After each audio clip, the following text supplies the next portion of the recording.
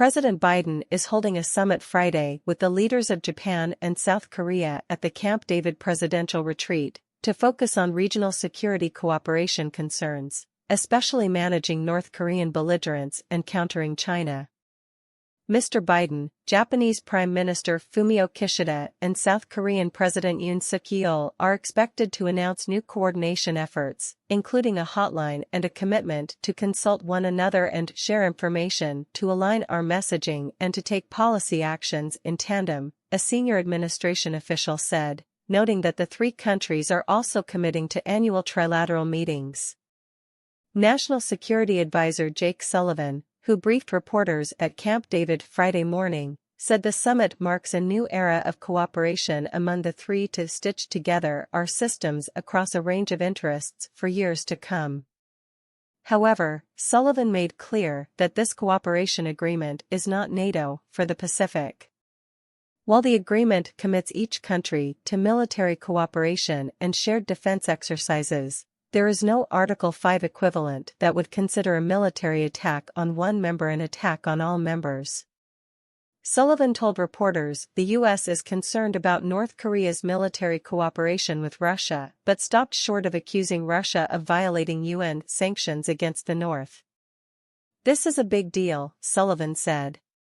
"It is a historic event and it sets the conditions for a more peaceful and prosperous Indo-Pacific and a stronger and more secure United States of America."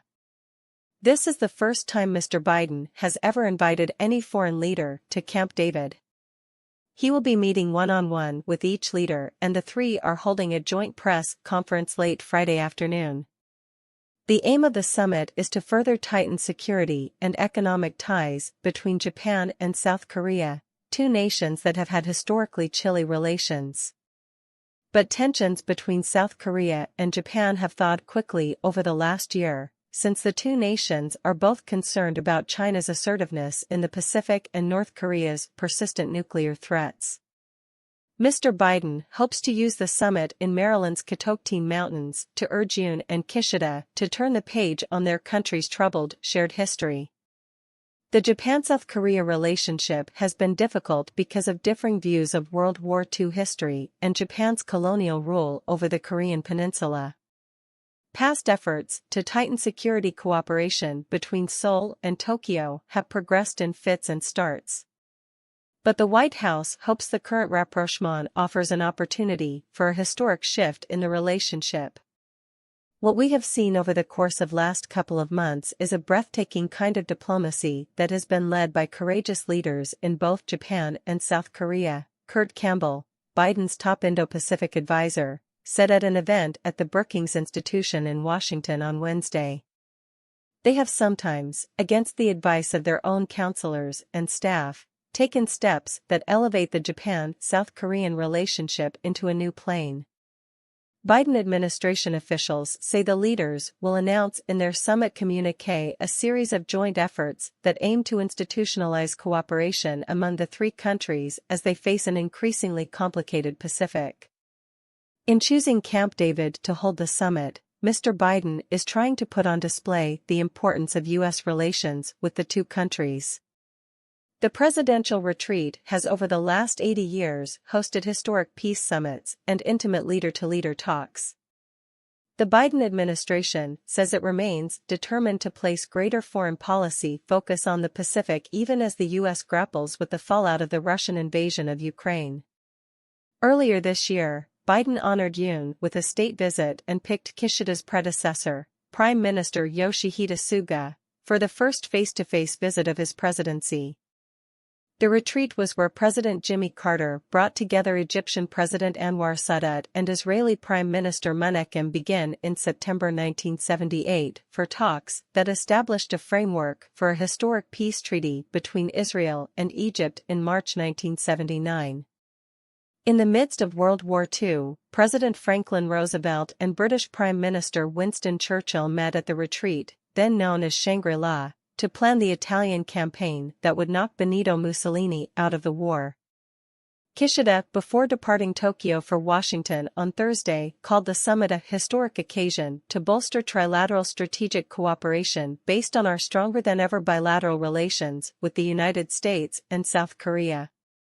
The relationship mending has come with a significant measure of political risk for Yoon because bitterness in Korea over Japan's colonial rule from 1910 to 1945 remains.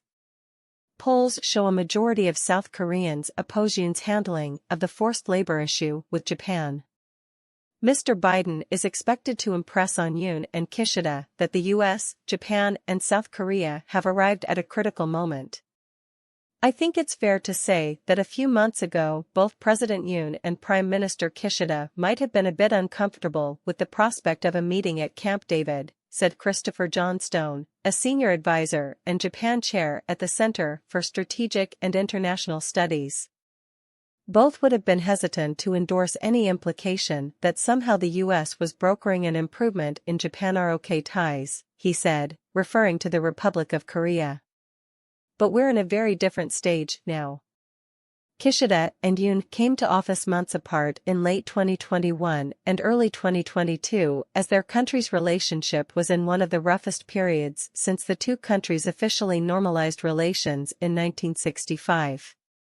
Japan suspended South Korea's preferred trade status in 2019 in apparent retaliation for South Korean court rulings in 2018 that ordered Japanese companies to compensate Korean workers for abusive treatment and forced labor during World War II, when the Korean peninsula was under Japanese occupation.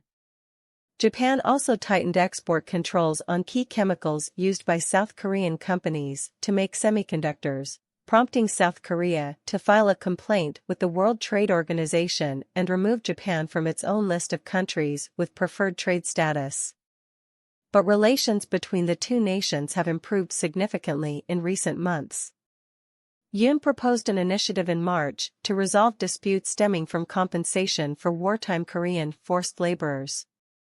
He announced that South Korea would use its own funds to compensate Koreans enslaved by Japanese companies before the end of World War II. Yoon also traveled to Tokyo in March for talks with Kishida, the first such visit in more than 12 years. Kishida reciprocated with a visit to Seoul in May and expressed sympathy for the suffering of Korean forced laborers during Japan's colonial rule.